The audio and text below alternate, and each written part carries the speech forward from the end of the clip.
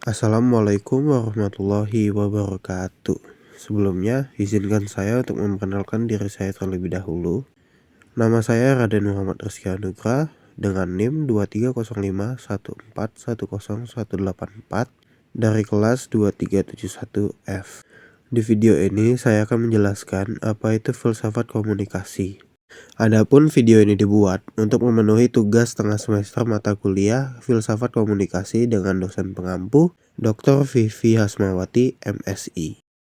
Filsafat komunikasi adalah disiplin yang mempelajari dasar-dasar filosofis dari proses komunikasi, termasuk pertanyaan-pertanyaan tentang bagaimana makna dihasilkan, ditransisikan, dan diterima dalam interaksi manusia. Ini mencakup analisis tentang hubungan antara bahasa, pikiran, dan realitas, serta bagaimana simbol dan tanda digunakan untuk mengomunikasikan ide dan informasi. Berikut adalah beberapa penjelasan yang lebih mendalam tentang beberapa konsep kunci dalam filsafat komunikasi. 1.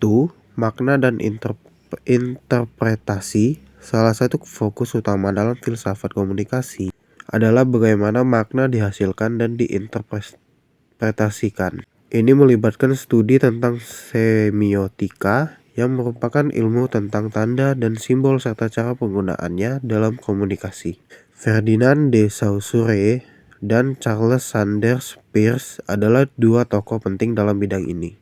Saussure mengemukakan teori bahwa tanda terdiri dari dua komponen, yaitu penanda atau bentuk fisik dari sebuah kata, dan petanda, konsep yang diawali oleh penanda.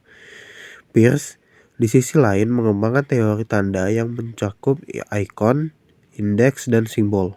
2. Bahasa dan realitas. Bahasa tidak hanya alat komunikasi, tetapi juga membentuk cara kita memahami dan menginterpretasikan dunia.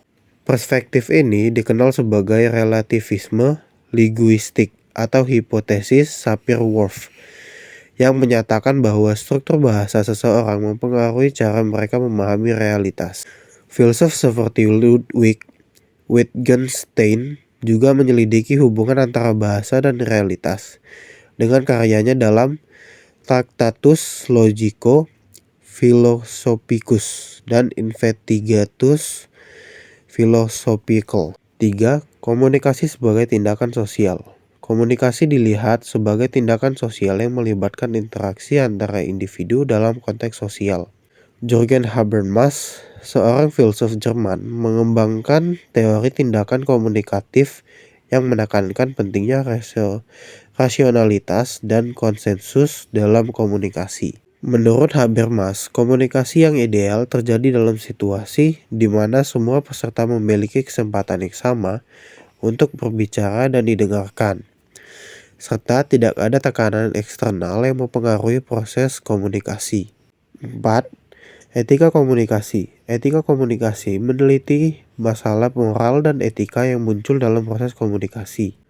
Ini termasuk pertanyaan tentang kejujuran, transparansi, privasi, dan tanggung jawab dalam komunikasi. Filsuf seperti Emmanuel Levinas menekankan pentingnya tanggung jawab terhadap yang lain dalam komunikasi, menggarisbawahi bahwa komunikasi etis memerlukan pengakuan dan penghargaan terhadap orang lain sebagai individu yang memiliki martabat dan nilai. 5. Media dan teknologi. Perkembangan teknologi komunikasi seperti internet dan media sosial membawa perubahan besar dalam cara kita berkomunikasi.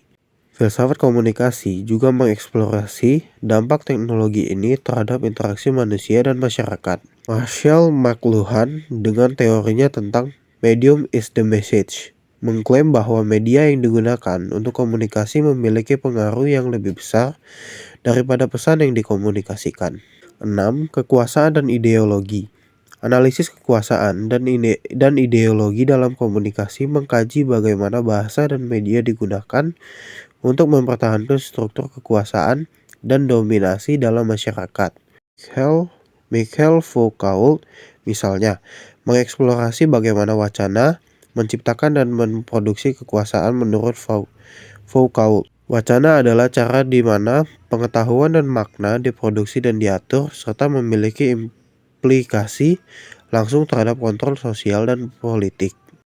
Jadi kesimpulannya adalah filsafat komunikasi adalah bidang yang kompleks dan interdisipliner yang mencakup berbagai aspek teoritis dan praktis dari komunikasi manusia. Melalui pendekatan filosofis, kita dapat lebih memahami mekanisme yang mendasari bagaimana kita berkomunikasi, serta implikasi etis dan sosial dari proses komunikasi tersebut. Dalam dunia yang semakin terhubung dan dipengaruhi oleh teknologi, filsafat komunikasi memberikan kerangka kerja penting untuk menganalisis dan menavigasi tantangan dan peluang dalam interaksi manusia. Sekian dari saya. Wassalamualaikum warahmatullahi wabarakatuh.